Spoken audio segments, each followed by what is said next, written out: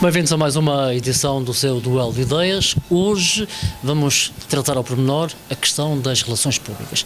Se bem se lembram, há uns anos esta parte, se calhar não muito longínquo, as empresas dificilmente aceitariam ter relações públicas.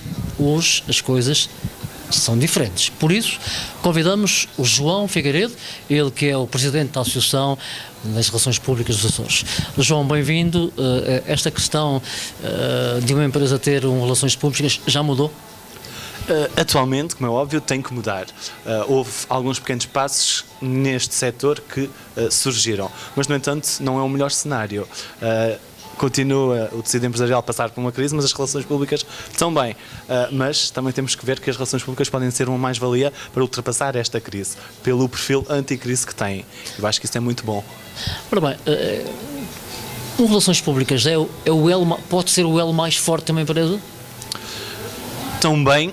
Não podemos considerar, todas as pessoas dentro da empresa são elos fortes para as empresas. Não podemos dizer que é o Relações Públicas o mais forte, mas é um pilar fundamental porque liga todos os setores da empresa. E não havendo essa conexão, essa ligação dentro das organizações, é lógico que as coisas não podem ter bom resultado. E temos visto isso cá na região, como noutras regiões e noutras localidades. Tem assim algumas relações públicas de renome, como exemplo, que os nossos espectadores possam perceber o quanto é importante uma empresa ter relações públicas? Em termos regionais, não poderei dizer ou nomear alguns, mas em termos nacionais existem. Rita Barrocas, existe o Avelar Soeiro, o Primeiro Relações Públicas de Portugal, já não está entre nós, mas fez um trabalho fantástico. Existe Renato Povas, que acabou de lançar uma obra com comunicadores de excelência, em que fala, e também tem lá os testemunhos dos comunicadores e responsáveis de comunicação das organizações e dos maiores grupos portugueses. Existem diversos, mas num contexto mais nacional, porque também se formos à região da Madeira, o cenário não é assim tão bonito. Nós estamos nos Açores, somos aqui numa ilha muito pequenina. Como é que é esta realidade, em termos dessa função, digamos assim? A realidade é, a nossa universidade e o nosso governo regional apostou numa formação de Relações Públicas e Comunicação, tudo muito interessante, e quando estes profissionais, estes licenciados terminavam esta especialidade, iam para o mercado de trabalho e não havia essa aceitação para pôr em prática o know-how científico que esta profissão tem, não é? Mas, no entanto, existe uma grande adesão por parte das organizações para o licenciado de Relações Públicas e Comunicação. E isto porquê? Porque somos profissionais com uma facilidade e temos soft skills, desde comunicação, aquela credibilidade, o facto de saber lidar, e são características que já, por exemplo, nos Estados Unidos, em Londres, são características que há muito tempo são valorizadas, mas que agora começam a chegar aos Açores. E infelizmente, e se formos ver a história das relações públicas, as relações públicas chegam a Portugal passados 50 anos, não é? Nasceram nos Estados Unidos em 1900, se bem que um século antes de eu nascer, porque eu nasci em 1982 e em 1882 surge aquela famosa expressão, o público vai para o diabo de Vanderbilt, e já quando chegam à Europa, por Sam Black essencialmente, já vem com 50 anos de atraso. E então, em Portugal, é aquela coisa, vai passado 10, em 1960. Em 70 começou a crescer, em 1999 surge uma associação no país importante, em 2001 a Associação de Relações Públicas de Portugal, em 2009 a ARPA, e tem sido estes os passos, mas muito há a fazer, porque, por exemplo, em 78, o nosso país, e isto é até irónico, Portugal recebeu todos os profissionais ou as associações de relações públicas no país, e o Código Deontológico das Relações Públicas atualmente, isto foi em 78, tem o nome de Código de Lisboa. E antigamente era Antenas, passou para Lisboa e até hoje continua a ser esse o nome. E depois o nosso país não tem esta profissão legalizada. São outras profissões, há todas estas coisas que não ajudam e não abonam a favor. Não se compreende. Carlos Melo. Muito obrigado ao Dr. João Figueiredo por ter aceito o nosso convite. O Dr. João Figueiredo é natural da Ilha de Santa Maria e eu gostaria de começar por aí. Como é que qual é o seu percurso em Santa Maria, o percurso pessoal? Pessoal, eu sou um jovem que nasceu numa família numerosa. Nós éramos 11 irmãos. Eu estava ainda na primária e faleceu o meu irmão mais velho num acidente. Depois estava eu já no 7º ano, perdi o meu pai. Fui um jovem que sempre fui dedicado um bocado à religião, dei catequese, a grupos de jovens, jogava futebol, até ganhei uns prémios nessa área, apesar de hoje em dia não ter esse perfil de desportista, mas sempre fui uma pessoa que gostava de participar. A sua escola básica é em que parte de Santa Maria? Eu tirei a primária em Santa Bárbara. Santa Bárbara. Portanto, o senhor não nasce em Vila do Porto, nasce em Santa Bárbara. Eu nasci em Vila de Porto, Sim. mas estudei em Santa Bárbara na primária e depois passei para a Escola Básica Integrada de Santa Maria. E depois, como é que tira o secundário em Santa Maria? O secundário fui para o agrupamento terceiro, que era a área C, que é o Económico-Social, que também tem matemática. É em Santa Maria. Sim, em Santa Maria. E concluí em Santa Maria o 12º ano. Sim, e depois vim para Ponta Delgada. Depois vem para Ponta Delgada. Como é que foi isso de vir para Ponta Delgada? Tinha família em Ponta Delgada? Não, foi uma aventura, por acaso. Ao contrário de muitos meus amigos, ou o típico licenciado, eu tive um problema de saúde, eu tinha urticária nervosa e tive que retrair um pouco os estudos. E fiquei mais um ano a fazer matemática. Não era isso que eu queria que me falasse. A dificuldade do mariense que nasce ou que vive em Santa Bárbara. Eu já ia tocar nessa parte, porque eu nesse ano que fiquei a fazer matemática, eu fui viver para o FEAL, eu estava a trabalhar antes de entrar na universidade e eu tive que abdicar, não é, de trabalhar e vim a Santa Maria buscar as minhas coisas, pegar na minha mala e vim para São Miguel sozinho, não vim acompanhado por família e adaptar-me a este mundo, não é? Para si era estranho, naturalmente, não? Acho que quando comecei a viver, Assustou um bocado ou não? Não, porque eu sou um otimista. Já era relações públicas antes de o ser, não é? Sem dúvida, sem dúvida. Vamos lá ver então. Matricula-se na Universidade dos Açores e logo em Relações Públicas? Não, entrei em Gestão Informática e depois optei, porque nesse ano foi aquele dito ano em que muitos alunos de Medicina foram para o ensino recorrente e houve muita polémica, quando se entrava na universidade tinha que se demonstrar muita documentação e tudo mais, e como era um novo curso, eu acabei por entrar na minha segunda opção, que era Gestão Informática, e depois alterei para Relações Públicas porque era aquilo que queria. No primeiro ano? Não, tive 2 anos em Gestão Informática, mas tive equivalência a tudo. A tudo? A tudo. Portanto, não tem a vida de Relações Públicas não está dificultada e depois licencia-se em Relações Públicas e Comunicação. Qual foi o professor que mais o influenciou ou que mais o marcou? Se é que pode distinguir algum, não é? Porque às vezes não... É assim, acho que enquanto Relações Públicas vou nomear 3 pessoas. Como é óbvio, tenho que dizer o Rui Veloso, não é? Porque era o professor que tinha as áreas específicas, não é? A teoria e a prática de Relações Públicas, que eram opções na altura. Como é que um curso de Relações Públicas tem as matérias mais importantes como opção? Veja só, claro que marcou, como é óbvio, ainda é um amigo hoje. A professora Helena Montenegro, que depois era diretora de curso e depois também ajudou a criar um núcleo de estudantes de Relações Públicas, do qual eu fui o primeiro presidente. E depois também posso dizer que gostei muito do Álvaro Borralho, porque dava-me Sociologia Política e foi uma cadeira em que eu posso dizer que realmente aprendi, porque muitas das coisas, e acho que o ensino universitário perde isso, e acho que Bolonha pressupõe isso, não é? Que era dar aquela vertente prática ao ensino. E eu não tive isso, eu tive que ir para a ISEC, eu tive que ir para o NURP e para outros projetos, não é? Em meter-me em outras aventuras, para ganhar algumas mais-valias. O João Figueiredo, licenciado, já não é a mesma pessoa que entrou na Universidade dos Açores. Nem pensar, nem pensar. Houve uma alteração devido à formação em Relações Públicas? Sem dúvida. Ou o conjunto da vida universitária é que o mudou? O facto de estar a estudar uma paixão, não é? Porque eu sou entusiasta por relações públicas, eu não sou aquele que tirou relações públicas só por tirar, porque existem muitas pessoas que estão no curso porque querem tirar uma licenciatura, querem ser licenciados para serem técnicos superiores, tudo muito bem, mas essa não foi a minha, não, eu quero constituir uma ordem de relações públicas, eu tenho outras ambições, eu tirei este curso com paixão, e posso dizer que se calhar a minha média na prática traduz-se mais do que 20. É mesmo assim. E é como eu costumo dizer, acho que os bons profissionais não têm que ser bons teóricos. E eu considero-me que na prática eu sei fazer as coisas. Mais um pragmático do que um teórico. No entanto, Sim. publicou um livro sobre relações públicas, antes mesmo de defender a tese de mestrado. Sim. O que é que o leva a publicar esse livro? Acima de tudo, mais um objetivo.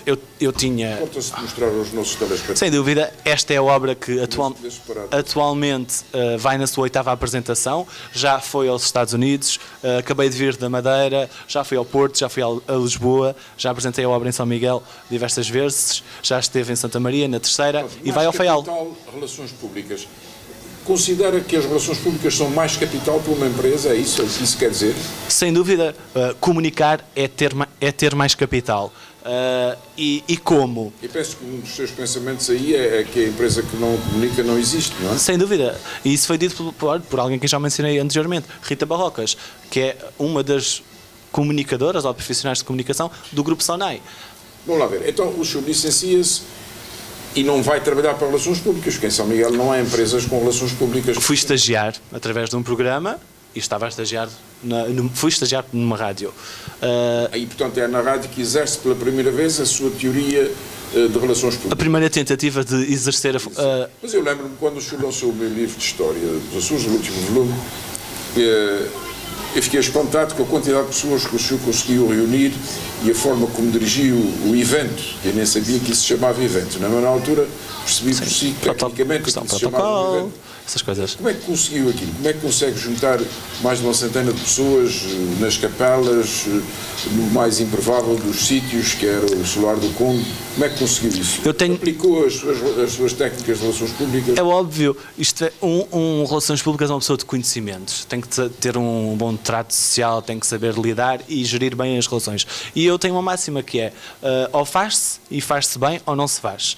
E então, ao fazer-se, vamos fazer as coisas da melhor forma. E quando se faz, tem que se criar uma estratégia e ter um plano, não é fazer as coisas em cima do joelho. Eu não faço isso. Faz parte da técnica de relações públicas? Faz parte da técnica das relações públicas e também faz parte da minha forma de ser. Sim, portanto, nesse caso... Junto-se o útil ao agradável. O útil ao agradável. Mas depois, o senhor leva uma vida ligada aos livros, não é? Sim, trabalhei numa editora. Numa editora, e a determinada altura avança para a sua tese de mestrado, onde teve alta classificação.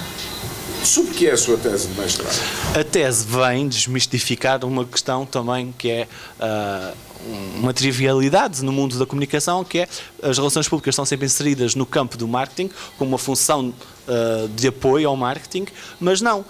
E a minha tese vem... O que é o marketing? O marketing é uma área que existe dentro das empresas para fomentar, de certa forma, desenvolver produtos e também marcas. E enquanto uma empresa não conseguir, por exemplo, desenvolver novos produtos e desenvolver essa atividade, esquece, não vale a pena existir, é mesmo assim. E as relações públicas existem como? Para ajudar, como é óbvio, que o departamento de marketing e esses produtos e esses serviços cheguem aos seus públicos-alvos, mas também... O que é que quer dizer isso de público-alvo? O senhor usa na sua tese muitas vezes essa expressão pública. O que é o público-alvo? É a empresa ou são os consumidores finais? Por exemplo, você falou em dois de muitos. Por exemplo, o Relações Públicas divide isto em duas categorias. O público interno, o que está afeto à empresa, desde os acionistas até os funcionários, não é? E depois vamos ao lado externo, que temos comunicação social, temos o governo, temos a sociedade, os mídia, etc. Os clientes, pronto, que acabou de referenciar. E então, o Relações Públicas gera as relações com todos estes públicos, não somente com os clientes, que é a questão, o marketing foca-se... E a sua tese, voltando à sua tese, então qual é o objetivo da sua tese? Qual é o objetivo, qual é o tema essencial da sua tese? O título é Marketing e Relações Públicas, diferenças no mercado comum, logo é tentar... E há diferenças entre o marketing e as relações públicas? Sem dúvida, logo começa pelo foco. O marketing foca-se nas vendas e no lucro e as relações públicas focam-se na questão de uma imagem favorável, nas pessoas... Para si, qual é o mais importante, o marketing ou as relações públicas? Eu julgo, e terei que dizer isso, não só pelo facto de ser formado em relações públicas, acho que as relações públicas são mais importantes porque quando se faz ou se cria um negócio e se lança um produto ou um serviço, esse produto tem que perdurar no tempo.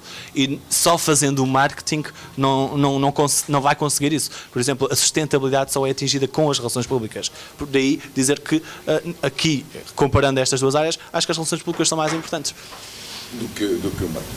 Eu agora digo uma coisa, será porque os Estados Unidos inventaram, entre aspas, as relações públicas e as puseram em prática mais cedo que o resto do mundo, que eles hoje controlam o mercado internacional? Eu acho que é do género infelizmente. Ou foi uma sorte? Se calhar uma sorte. Por exemplo, nós às vezes quando queremos copiar alguns modelos, copiamos os maus. Infelizmente, isto é o problema se calhar do português, do açoriano, não sei. Mas eu tenho a tendência de tentar ir buscar os melhores. E tenho sempre como fontes os melhores. Os melhores quê? Os melhores profissionais da área. Faço essa triagem, faço essa investigação. Nós temos que... O ir trabalhar hoje para o mercado de trabalho não é pensar que vamos trabalhar 8 horas por dia e chegar ao final do mês a receber um vencimento. Não. Há que investir no nosso capital e na formação. Eu investi num mestrado e acho que, por exemplo, qualquer profissional, seja de relações públicas, de marketing, de gestão, tem que se especializar, como por exemplo na advocacia. E já que estou a falar aqui com o advogado, acho que se calhar a própria advocacia, quando se terminasse, depois de fazer o exame para a ordem, acho que se deveriam focar num mercado específico, numa área específica, porque quanto mais específicos e dotados formos de um determinado conhecimento, melhor. Acha que o Dr. Marinho Pinto tem um bom relações públicas para conduzir a carreira dele? Não. Friamente. Eu acho que relações públicas por trás dessa figura iria ser muito complicado porque...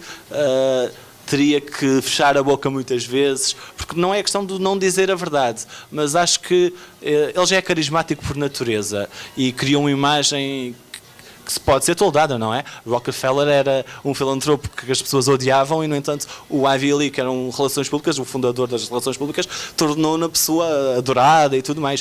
Por isso, é possível fazer as coisas. Agora temos que fazer as coisas bem feitas. Diga-me uma coisa, e é a última pergunta que lhe faço.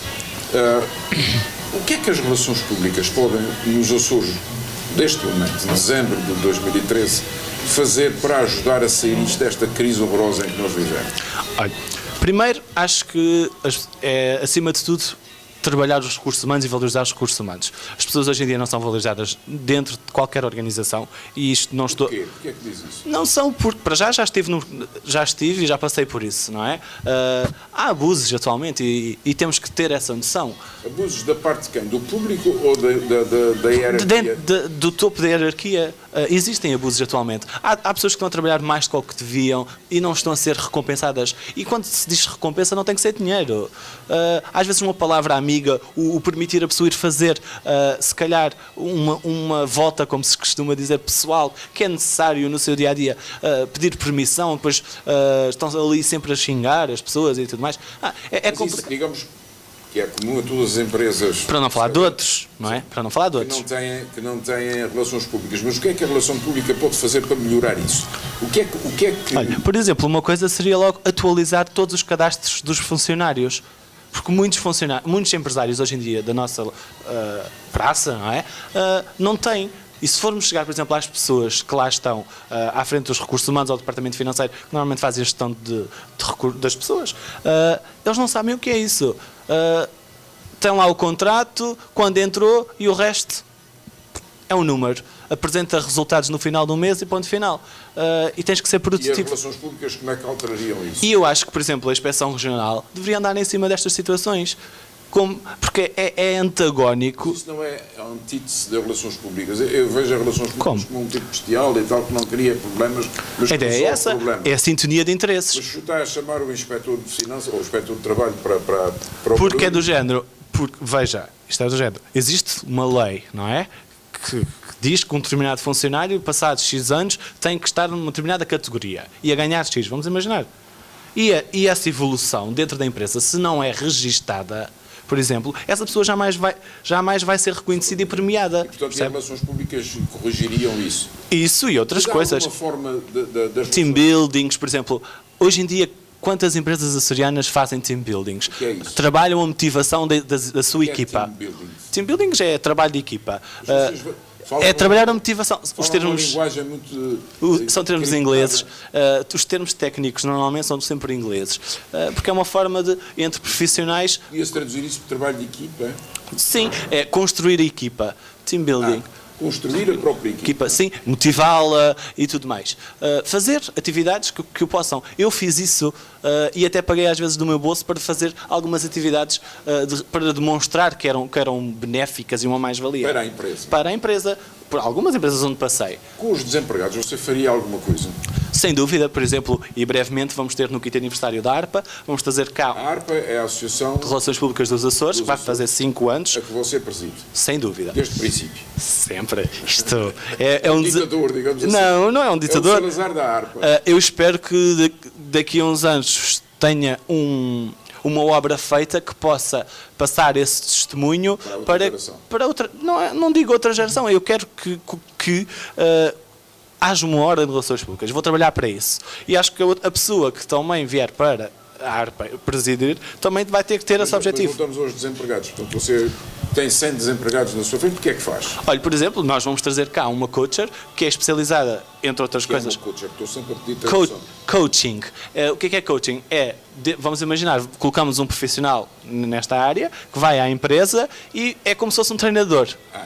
Potencializar e desenvolver o nosso talento. potencialidades de Sim, cada sim, um. exato. E então vai fazer uma formação. Acha que isso está feito? Que esses desempregados estão todos devidamente qualificados? Não, olha, até posso dizer que acho que nós temos uma direção regional que supostamente é do emprego e formação profissional. Eles até na formação profissional até trabalham bem, mas em termos de emprego acho que deveriam fazer mais. E passo a explicar porquê. Formação profissional mandam as pessoas ir tirar formações só porque é uma questão de estatísticas. Emprego, e eu posso dizer que já passei e atualmente estou inscrito, posso dizer, no Centro de Emprego eu não tive uma única entrevista. E há aquela necessidade enorme de ordens superiores para tentar colocar o máximo de pessoas sempre no indisponível, porque o indisponível é uma pessoa que não está... não tem aquela disponibilidade para ir a entrevistas de trabalho, etc. Não sei o quê. E arranjam sempre formas de o fazer. E a formação é mais fácil. Que a política atual é estática e você queria uma coisa dinâmica. Sem dúvida. Temos que pensar nas pessoas. Figueiredo, muito obrigado. Agora já vai, este homem já, o diretor já olhou pouco. Mas há muito a dizer ainda. Claro, eu sei. Round 2, Devemos daqui a uns dias. devemos guardar para a próxima. Muito bem, vamos aos livros então, Vamos não é? aos livros então. Eu vou começar pelos poetas, como sempre. Manuel Augusto de Amaral. Manuel Augusto de Amaral dá o nome a uma das ruas de Ponta Delgada, a Travessa dos Pinheiros, a rua que dá acesso ao São Miguel Parque Hotel. E foi, no seu tempo, enfim, meados do século XX, um poeta muito apreciado nos Açores. Representa uma poesia conservadora, clássica, católica, com pouca aventura fora das regras tradicionais da família açoriana média daquela época. Eu leio aqui uma quadra de um dos sonetos dele. Um pai é como um sol em meio dos seus filhos. O sangue do seu sangue, a essência da sua alma. Um sol de amor, enchendo a vida atroz de calma. Os corações de fé, o espírito de brilhos. E vai por aí fora. É um poeta de categoria, enfim, tanto quanto eu posso apreciar. Eu sou apreciador de poesia na perspectiva do utilizador, não sei fazê-la, mas sei apreciá-la. Outro poeta, esse já um gigante do século XX, o Roberto Mesquita, já falamos dele aqui várias vezes, da Ilha das Flores, um homem que parece que nunca saiu da Ilha das Flores, mas que compõe uma poesia contemporânea, com um estilo que não tem nada a ver com a tradição. Ele corta com as tradições da poesia e rasga o caminho para os Pedros da Silveira e para os outros que depois surgem no arquipélago. Eu leria aqui uma quadra de um poema mais comprido, mas que interessa só os primeiros 4 versos, para verem o estilo de alma deste poeta. Intitula-se Ruínas e diz assim: como sois tristes, casas derrocadas, com vegetais daninhos por mobílias, esquecidas de todos, desoladas, sem o vivo bulício das famílias. Isto é muito triste, porque nós sabemos que as casas na nossa terra, infelizmente, estão um bocadinho abandonadas, algumas, e é bom, já se vai fazendo alguma coisa para recuperá-las, mas neste momento de crise, talvez um pouco com as relações públicas, pudéssemos pôr muita gente a trabalhar nessas casas em ruínas, resolvida a questão jurídica de quem é o proprietário dessas casas. Outro livro que eu comprei na Feira do Livro, que está aberta ali na Rua Diário dos Açores, por 2,95 €, os livros estão ao preço da chuva, não sei porquê, eu calculo que seja por causa das internets. Não é? José Betancourt da Câmara é um poeta açoriano, e isto é um trabalho sobre Ponty e Cézanne, são dois pintores, do espírito do pintor ao olhar do filósofo. Pintores e filósofos, queria dizer. Finalmente, do Dr. José Francisco Moreira das Neves, um dos juízes presidentes do Tribunal Judicial de Ponta Delgada, um trabalho interessantíssimo sobre o acordo na sentença penal. Isto é a primeira vez que em Portugal se fez um acordo na sentença penal. Eu tive a honra de participar do tribunal que fez esse primeiro acordo em Portugal. Presidido pelo Dr. Moreira das Neves, sem ele não teria havido acordo. Ele entende, e na sequência daquilo que ele entende, já o grande professor de Direito Figueiredo Dias já publicou um trabalho sobre o acordo em Direito Penal, que é uma coisa muito simples. Quando o arguido, o réu, como se dizia antigamente, confessa o crime, pode fazer um acordo com o Tribunal. Olha, a minha pena é de 2 a 8 anos, o Ministério Público quer dar-me 7 anos de cadeia, mas eu aceitaria, confesso tudo, peço perdão e aceitaria 6 anos e meio. Na altura, o juiz vê se essa proposta é uma proposta que satisfaça os interesses da justiça, isto é, se este homem for para a cadeia 6 anos e meio, se fica corrigido ou não, e se ele entender que sim, então o acordo vale como sentença. Isso facilita muito o andar rápido dos tribunais, que neste momento é muito complicado, porque uma justiça demorada é uma justiça negada, e a denegação de justiça é um crime. Muito bem, mais uma vez com um convidado, esta feita João Figueiredo, presidente da Associação de Relações Públicas dos Açores. Percebemos como é importante a comunicação. Espero que tenha gostado. Para a semana voltamos. Até lá.